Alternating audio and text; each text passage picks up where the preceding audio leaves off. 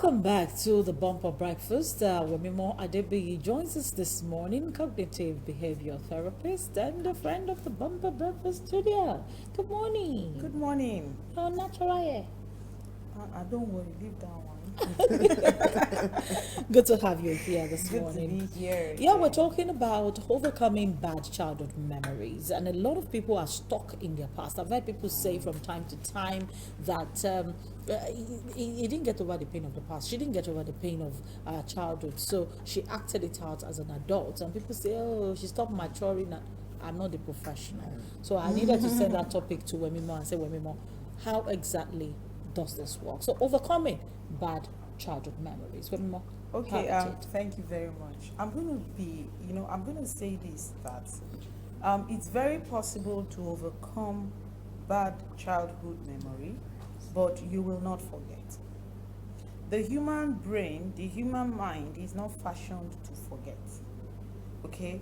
But as a psychologist, we as human beings are the ones who have the authority, the power, okay, to decide on what we want to connect our mind to and what we want to disconnect our mind from. Yeah, because what people don't know is it's very possible to move past your childhood experiences, especially when they are bad. You know, for those who have very good childhood experiences, they live with it. They relive it. They talk about it. For those who don't have good, they don't want to talk about it because it just brings bad memories. Yeah, but what we say is, in the neurons of the brain, when you keep connecting yourself to the negative memories, you tend to multiply the ability faster. The ability of negativity faster than the positive ability.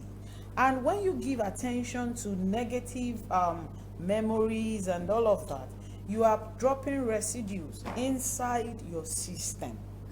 So what we tell people is you just have to learn, come up with the ability to forget it, to put it aside, so that even when it comes back, the effect is not strong on you like it used to be. If you give people sample it, the truth is everybody has one bad memory or another. So how come some people are able to pull through life and how come some are not even able to? Is the ability to disconnect and the ability to connect, and that ability is in everybody. So but a lot of people are weak when it comes to bringing it on, and that's why you need the help of a counselor or a psychologist to help you, downplay that experience. One of the things we tell people is, okay, there's nothing new under the sun. Even so that's nothing experienced by anybody. Been experienced. So don't trap yourself in that negative experience, because it came along the way and your life is still progressing. So you look at how to connect to the right aspect of your life. So what is working for you? Because the truth is those experiences have a way of slowing you down. They have a way of tagging you. But we say don't own it. Whatever you don't own can never identify itself with you. Yes, fine, you were raped growing up. Fine, your parents divorced. Fine, you are an orphan. Fine this, fine that. But if you don't say it, nobody knows about it. So you are not supposed to own it. So, bad memories, fine. They were not your fault. Okay? You were born into the situation. You found out that your parents are this. They were not your fault.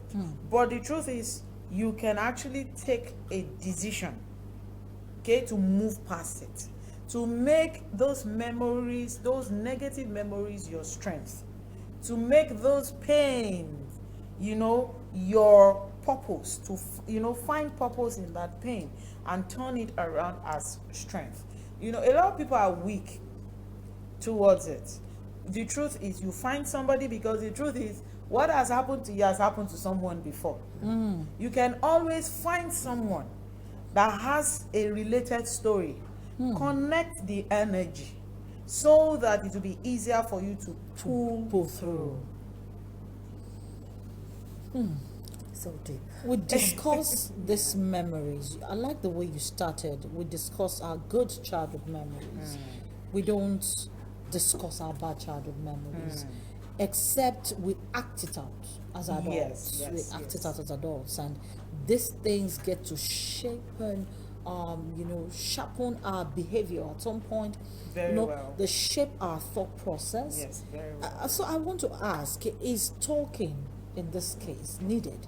Do we need to, like the people who have good memories, do we also need to talk about bad childhood memories? If I'm going to define it professionally, it's called adverse childhood experiences. Okay. And the truth is, when you talk about it, okay, it's okay to talk about your memories, your issues, and everything. Yes. But you must talk about it to the right person. You don't go about talking about yourself to demean yourself. Yeah. Because a lot of times people talk about themselves in the negative light. Yes. My duty is to help you see your situation in a positive light. Why? Because it could have been worse. All right? And we say to people, what did not kill you before cannot kill you again. True. So you went through it, get the energy, get the strength, get the good out of it. So what we say is it's okay to talk about it, okay? But when you are talking about it, make sure you are talking, you are releasing it. You are saying it not out of a pain zone. Not out of keeping the Regrets. Not out of trying to, do I say revenge? Okay, because it won't do you any good. How to do this is, we call it reconsolidation of memories. You reconsolidate your memory, as in you move past it. We're not denying that these things did not happen. They did.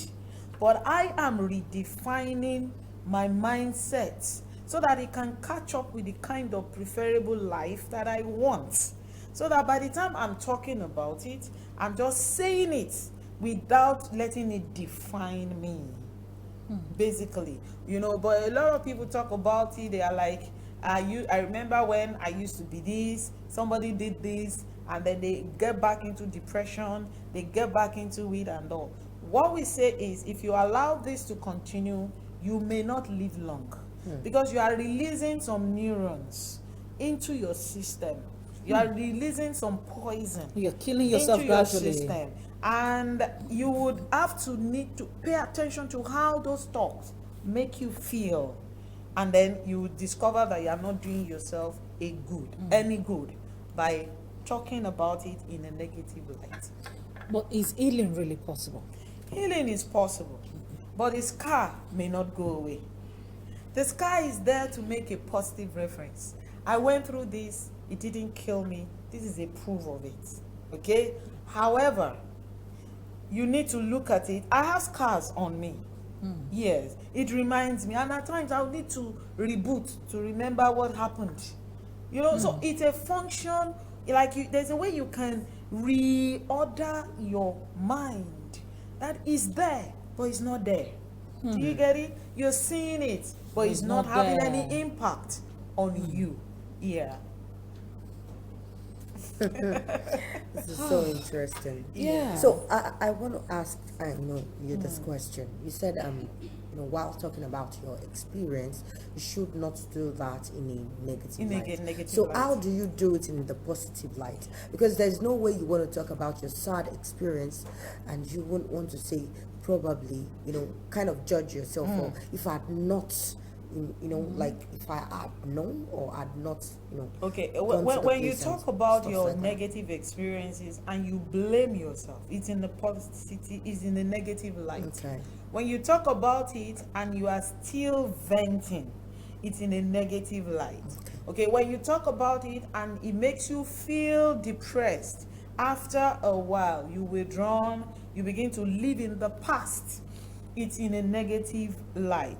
But when you talk about it and you are like, look at me today, all right? I'm not denying the fact that these things Did happen. did happen, but the truth is I didn't let it define me.